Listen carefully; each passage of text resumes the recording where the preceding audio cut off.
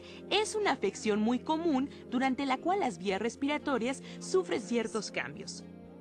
Pueden estrecharse, limitando así el flujo del aire al respirar.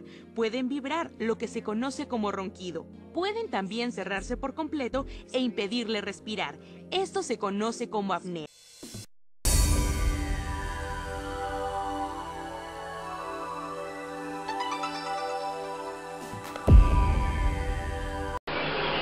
Oral Sleep utiliza un dispositivo intraoral para manejo de apnea de sueño y ronquido de reposicionamiento mandibular, hecho en laboratorio con materiales rígidos, de alta duración y de alto impacto.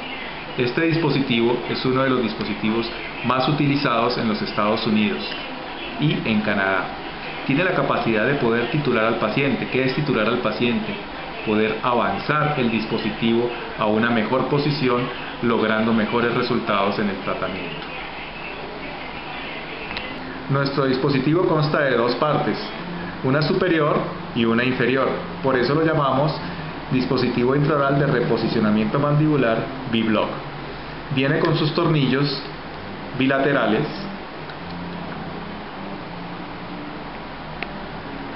los cuales nos van a permitir hacer la titulación al paciente y lograr la posición adecuada. Es un dispositivo que en ningún momento el paciente queda bloqueado en su apertura, por lo cual logra un mejor confort.